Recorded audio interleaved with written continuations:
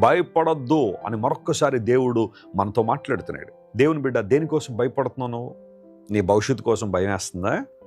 నీ గత జీవితాన్ని గురించి బాగా భయపడుతున్నావా? రాత్రులు నిద్రపట్టడం లేదా? ఏం జరుగుద్దన్న ఆందోళన నీలోకి వచ్చేసిందా? పానిక్ అటాక్స్ వచ్చేస్తున్నాయా? వివాహం జరిగిన తర్వాత ఇంకా బిడ్డలు లేరన్న భయం నీలో ఉందా?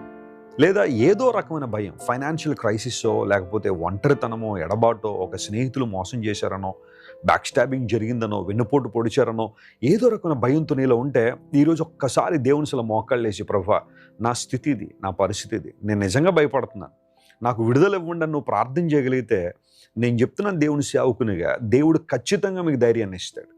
ఈ ధైర్యం ఎలాంటిదంటే మంచి ధైర్యం అని బైబిల్లో రాయబడింది. దావీదు తన దేవుడని యెహోవాను బట్టి ధైర్యం తెచ్చుకునేను అని లేఖనాల్లో మనం చూస్తున్నాం కదా. దావీదు సమస్తాన్ని కోల్పోయినప్పుడు తను తీసుకున్న ఒక నిర్ణయం ఏంటంటే, నా జీవితంలో ఎన్ని కోల్పోయినా నేను దేవునిలో మాత్రం ధైర్యాన్ని కోల్పోకూడదని నిర్ణయించుకున్నాడు. అందును బట్టే దేవుడు మరలా రెస్టోరేషన్ ప్రాసెస్ స్టార్ట్ చేశాడు. నీ జీవితంలో ముందు భయపడడం మానే. నువ్వు దేనికోసం భయపడుతున్నావు? దేనికోసం విచారపడుతున్నావు? Stop worrying about those things. Stop fearing about those things. దేవుడు నీకు తోడై ఉన్నాడని విశ్వసించు. ఆయన వాగ్దానాలను నమ్ము, ప్రభుని నడిపిస్తాడు. నేను నీకు సహాయం చేస్తున్నానని.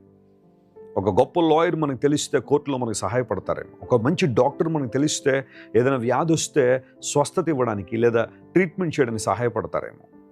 ఒక మల్టీ మిలియనర్ మనకు స్నేహితుడైతే మనకు ఏదైనా ఇబ్బంది వస్తే సహాయం చేస్తారన్న భరోసా మనకు ఉంటుంది. కానీ ఇక్కడ దేవుడు మాట్లాడుతున్నాడు, సకల జగత్తును సృష్టించిన దేవుడు మనకు సహాయం చేస్తాడని. ఆ కారణాన్ని బట్టి దేవునికున్న కొన్ని పేర్లలో ఒక పేరు ఏంటంటే ఎబినేజర్, అనగా దేవుడు సహాయం చేయవాడు. ఆయన మనకు సహాయకర్తగా ఉన్నాడు. ఆయన ఆపత్కాలంలో దేవుడు నమ్ముకునదగిన సహాయకుడని. ఏ ఆపదలో నీవు ఉన్నా దేవుడు నీకు సహాయం చేస్తారు. ఆయన వైపు చూడు, ఆయన చేతులు నీ చేతిని అప్పగించు.